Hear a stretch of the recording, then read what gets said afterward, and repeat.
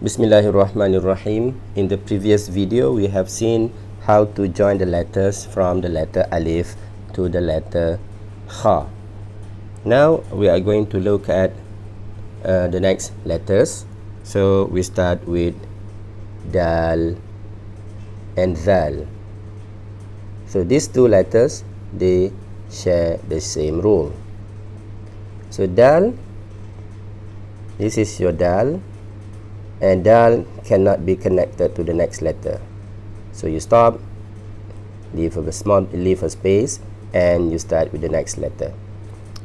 If Dal is your second letter, so Dal can be connected to the previous letter. So you draw a line and then continue with Dal.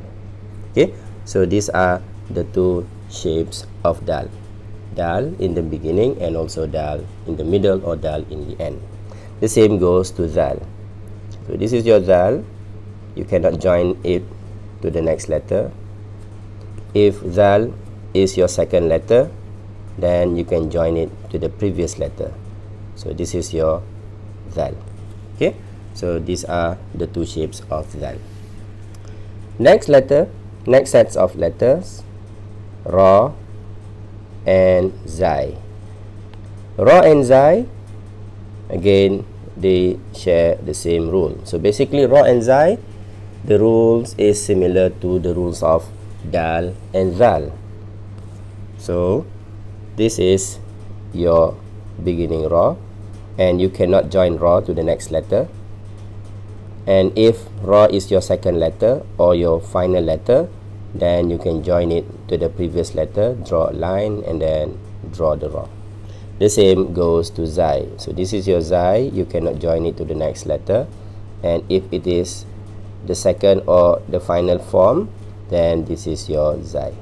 Okay, so that is for Dal, Zal, Ra, and Zai. The next sets of letters, Sin and Shin. Sin and Shin. So these two, they share the same rule. Okay, if Sin is in the beginning of the word, so this is how it looks like. Okay, you draw the first half of the Sin. Okay, and then what do? You draw a line indicating that you want to join it to the next letter. Okay, so that is your Sin. Now if you have a letter before Sin, you can join that letter to Sin. So this is from the previous letter, and now this is your Sin. Okay, and if you want to join it to the next letter, you draw a line. Okay, so that is your middle Sin.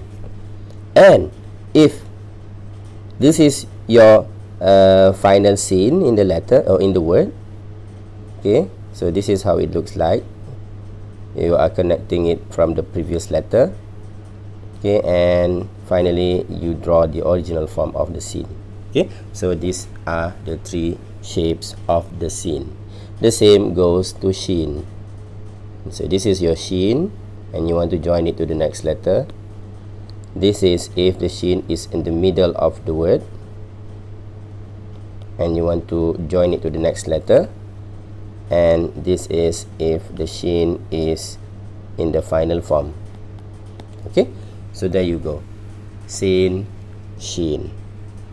And another group of letters, we look at Sad and also Dad. Sad and Dad, so they also share the same rule. So this is your beginning Sad. You take the first part of the Sad.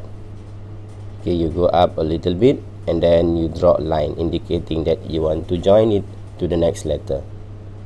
If Sad is in the middle, so this is from your previous letter, and then you draw part of the Sad and then join it to the next letter.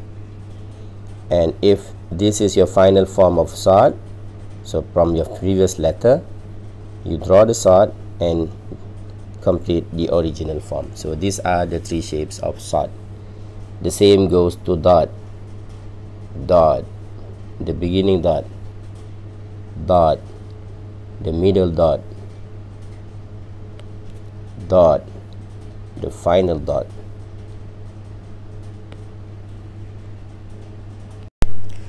Let us look at some examples. Let's say you want to join dal, ra, sin, and sad.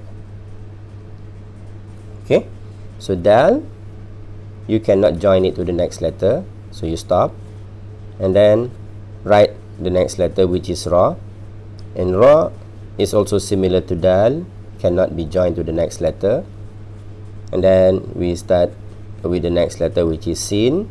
So this is sin, and since can be connected to the next letter, you draw a line and join it to the sad. So this is dal, ra, sin, and sad.